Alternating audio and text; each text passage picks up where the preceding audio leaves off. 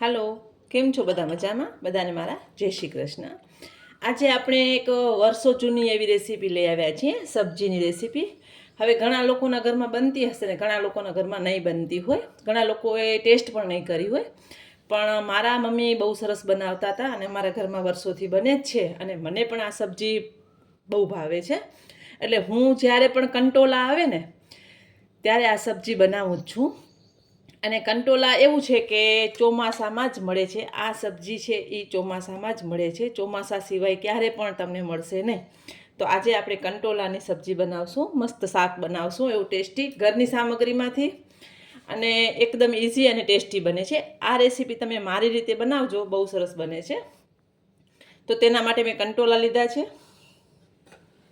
એવી જ રીતે આ થોડાક પાકા છે. હવે ઘણા લોકો એવું હોય છે કે પાકા કંટોલાને ઘા કરી દે છે, પણ મને છે ને એના અંદરના બી હોય છે ને, જે એના સીડ્સ કહેવાય છે, એ શાક સાથે બહુ ભાવે છે, તો હું એનો પણ ઉપયોગ કરું છું.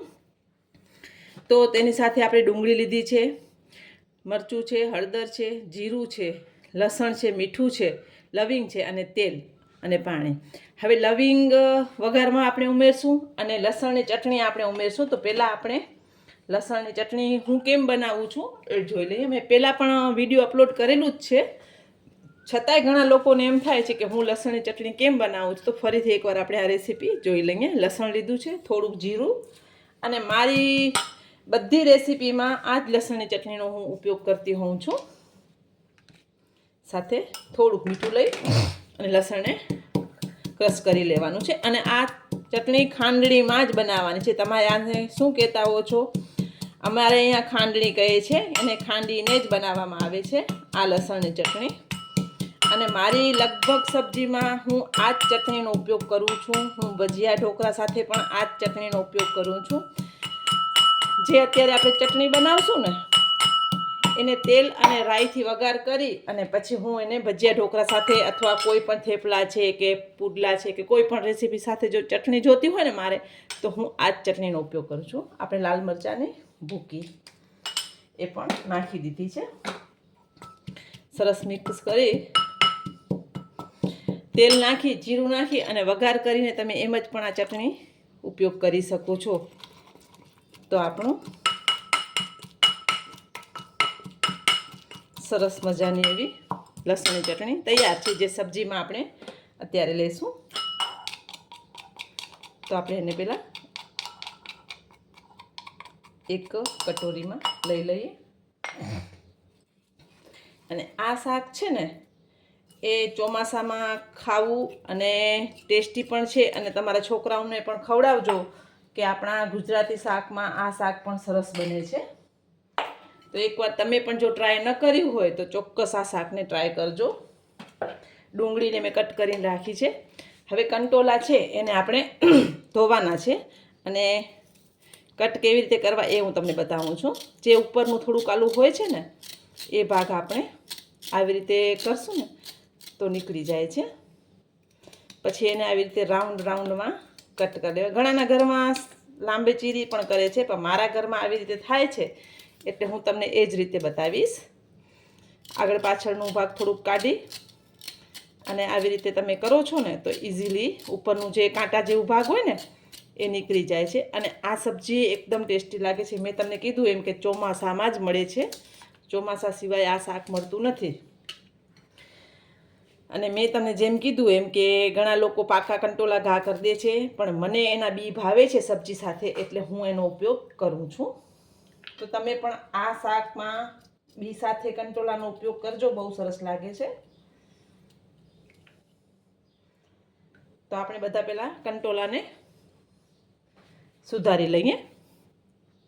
તો તમે જોઈ શકો છો આપણે કંટોલાને સુધારી લીધા છે. બીજડા તો બધામાં હોય જ છે અને આ બીજડા સાથે જ ખવાય છે, પણ ઘણા લોકોને આવા પાકા બીજડા નથી ભાવતા હોતા, જે રેડ થઈ જાય છે. પણ મને એ રેડ બીજડા સાથે જ શાક ભાવે છે, એટલે હું આ જ રીતે બનાવું છું. અને મારા મમ્મી પણ બહુ સરસ બનાવતા હતા. તો આપણે કંટોલાને સરસ 2-3 પાણીથી ધોઈ અને પછી સબ્જી આપણે કરીએ. તો મેં કંટોલાને સરસ ધોઈ લીધા છે. હવે આપણે સબ્જીનો વઘાર કરશું. તો મેં એક પેન લઈ લીધું છે, એમાં આપણે પહેલાં તેલ લઈ લઈશું. તમારા ઘરમાં નાની દાદી તમારા હશે ને એમ લોકોને પૂછા કરજો, એ લોકોને આ શાકનો ખ્યાલ હશે અને બહુ ટેસ્ટી બને છે. જો એકવાર તમારા ઘરે બનાવશો ને તો તમે વારે ઘડી બનાવશો આ શાક. એટલે ચોક્કસ બનાવજો, તમે પણ ટ્રાય કરજો અને તમારા છોકરાઓને પણ ટેસ્ટ કરાવજો, એટલે એ લોકોને પણ ખ્યાલ આવે કે આપણી જે આ સબ્જી છે એ કેટલી ટેસ્ટી છે. અને આ શાક છે એ તમે રોટલી સાથે, રોટલા સાથે પણ લઈ શકો છો, તમને જેમ ભાવતું હોય એમ. તેલ ગરમ થાય એટલે આપણે એમાં લવિંગ નાખી દઈશું.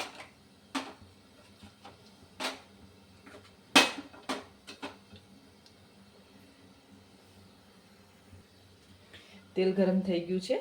હવે આપણે જે ડુંગળી લીધી છે ને, ડુંગળીને પહેલાં આપણે સાતળવાની છે, ગોલ્ડન કરવાની છે એને.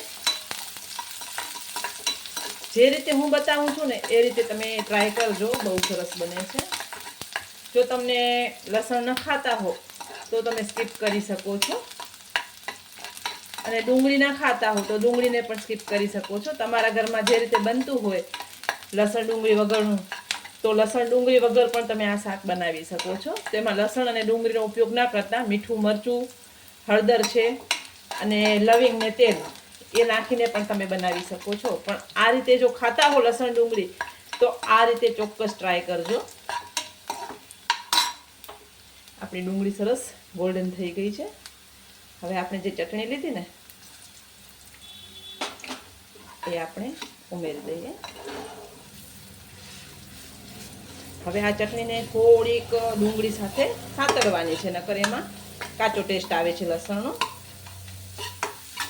અને આ રીતે તમે બનાવો છો ને તો બધાને ભાવે છે, ટેસ્ટી થાય છે અને ચટપટું લાગે છે. લસણની ચટણી સતળાઈ જાય પછી આપણે જે કંટોળા લીધા છે ને, ગેસ ધીમું કરી નાખ્યું છે, એને આપણે ધોઈને એમાં ઉમેરી દઈશું.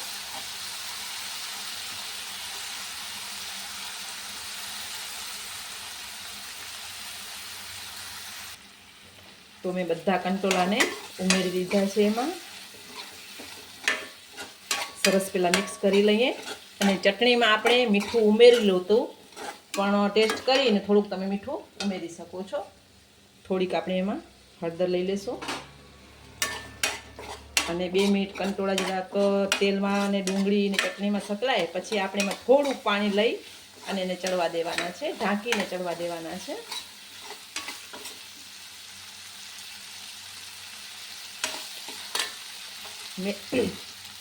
ચટણીમાં મીઠું નાખ્યું હતું, મારું મીઠું બરાબર છે. તમને જો ઓછું લાગતું હોય તો તમે ટેસ્ટ કરીને મીઠું નાખજો, અને ચટણીમાં જો મીઠું ન નાખો તો સબ્જીમાં નાખી શકો છો. હવે આપણે એમાં થોડું પાણી લઈ અને કંટોળાને સરસ ઢાંકીને ચડવા દેશું. તમે જોઈ શકો છો એકદમ સરસ લાગે છે, અને બન્યા પછી તો એટલું ટેસ્ટી લાગે છે ને. કોઈ પણ ઢાંકણ ઢાંકી અને આપણે એને થોડીક વાર કંટોળા ચડી જાય ત્યાં સુધી થવા દેશું. તો આપણે જોઈ લઈએ આપણી સબ્જીને, ફટાફટ થઈ જાય છે, બહુ વાર નથી લાગતી. થોડુંક તેલ એમાંથી ઓલું થાય એટલે તમે જોઈ શકો છો એકદમ સરસ ચડી પણ ગયા છે કંટોળા, અને સબ્જી બહુ ટેસ્ટી લાગે છે. મને બહુ ભાવે છે એટલે મારા મોઢામાં તો પાણી આવે છે.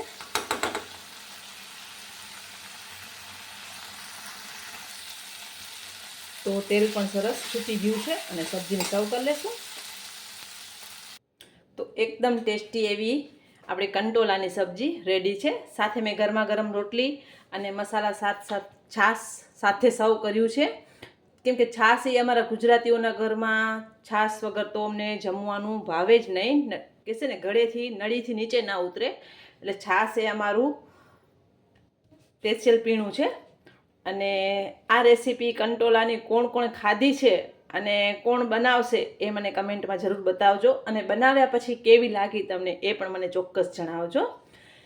તો આ રેસીપી ઇઝી છે, ટેસ્ટી છે, અને વર્ષો જૂનું શાક છે આ કંટોળાનું. તો તમે ચોક્કસ આ રેસીપી બનાવો. બધાને મારા જય માતાજી.